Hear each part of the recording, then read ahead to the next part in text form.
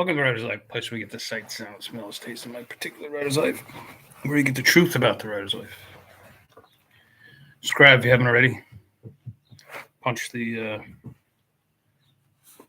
like button and tap the bell for notifications so you don't miss out on one exciting video.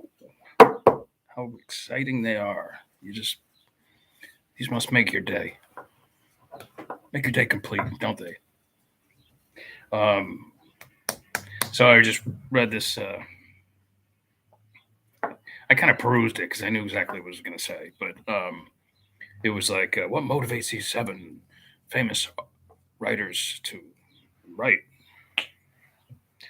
And the first one was like Margaret Atwood, who I consider, well, I probably, I should shut my mouth, I guess, but overrated.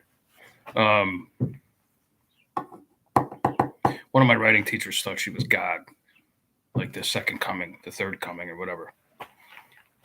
I don't know. Her response was like, so out there. It was like the angels, sing and they pass on their power to me, and I am awash in creativity, and my hands begin to move, and they touch the keys, and my keys caress the keyboard, and the words flow like whiskey from the bottle. That last part I made up on my own. So anyway, I was like, yeah, fuck off.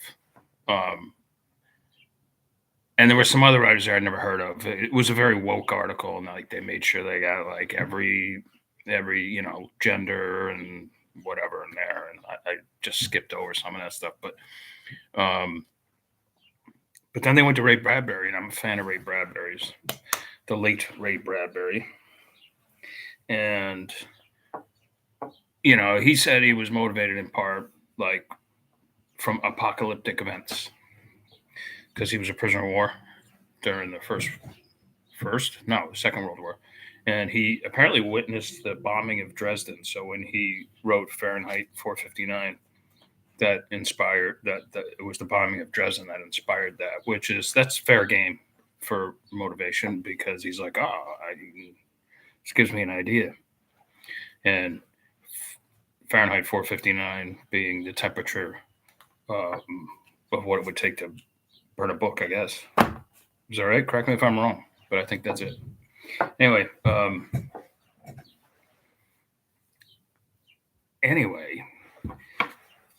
it should have come as no surprise to this author. This author, who's the most famous author in his apartment complex. I think,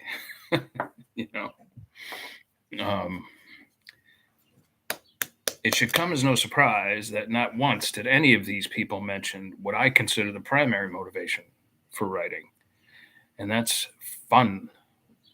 I think it's fun.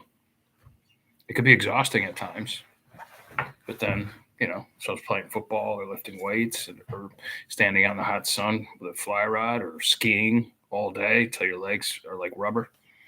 It's just fun. It's fun to make up stories and travel to other worlds while you're still at your desk, and or get inside somebody else's head and tell a story through their voice, which I just did with the woman with 2 faces. That should be out, I think, Friday. Really working hard on the final edit while still trying to write new stuff on my new Moonlight. Anyway, interjection. Not one of them mentioned fun. I mean, like, it's like, you don't have to, like, these are answers. All the answers that everyone gave, at least as far as I could tell, to me would turn a would-be author off, because they'd be like, oh my God, I'm not that smart, and I don't think I could do this. Like, look how smart these answers are. Look how, these people have like real brains. Writing is, they make it sound like writing is like some sort of like almost alien power that is a gift. I'm going to probably mix my metaphors here, but it is like a gift from the gods, and only a few select people are able to do it. And of course, Harlan Ellison proved that he was he hated that. He proved that it wasn't some sort of magical power from the gods when he would write a story. He would write a story in public at a library or at a bookstore, and all it took for him to write the story was just someone would hand him a title, and it became like a game because they could try to come up with the most convoluted title possible. And like he had a manual typewriter, two actually, and he'd immediately go to work on it. And every time he came up with a page, he'd go over to the window and tape it up, and until he had like 30 pages or whatever it was, and then he was done. And like all while he was trying to write it, he'd be smoking his pipe. Harlan was a little guy, like 5'1" or something like that, 5'2" probably. But he was a real man. He'd bite your ankles off. You know, he was a tough guy.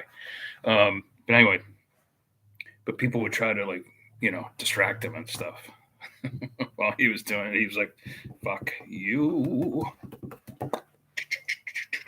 ain't gonna work." Anyway. But what he proved by doing all that was that there's nothing magical about writing. Now, I think there's something magical about like art, like what my sons do. My one son is like a world-class artist. My ex-wife is an artist. Like I can't do that stuff. I couldn't even be trained to draw. I believe when I worked for my dad, when like within the first year or so, when I was like desperate to get the hell out already, I thought, well, maybe I'll become like an architect. See if I'm any good at that. I just couldn't draw, even with, it was about to become computerized at that point. But I can't draw anything but stick figures. So that to me is a magical art. That to me is something you're born with. But writing is a craft, and you can learn it. I mean, you do have to have a modicum of talent built in, no question about it. Just like being a really good musician, you have to have a modicum of talent there already. God chose you, maybe. I mean, here I go sounding like Margaret Atwood, but anyway, you're wired that way. Some people are more wired to be accountants. Anyway, of course, you understand what I'm saying. So anyway, there's that. Anyway, not one of them mentioned fun, but writing should be fun. If it's not fun for you, don't do it. Do something else. All right, that's all I got for you today. I will get to you guys. Tomorrow's hump day. Get your mind out of the gutter. It's just a saying because it's midweek. Hump. All right, I'll talk to you guys tomorrow. Ciao, ciao.